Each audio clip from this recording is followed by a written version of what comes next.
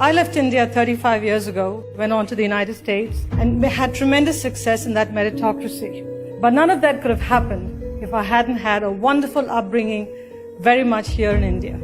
So I have a lot to thank India for. Now my 3 lessons I'd like to share with you. First, please be a lifelong student.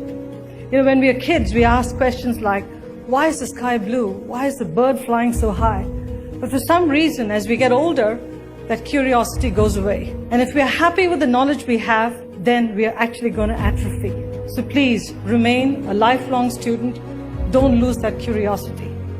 Second, whatever you do, throw yourself into it. Throw your head, heart, and hands into it. I look at my job not as a job. I look at it as a calling, as a passion. And I don't care about the hours. I don't care about the hardship, because to me, everything is a joy. So whatever you do, please look upon it as a calling and a passion, not as a job, not as something temporary. The third and the most important one, please help others rise. Greatness comes not from a position, but from helping build the future.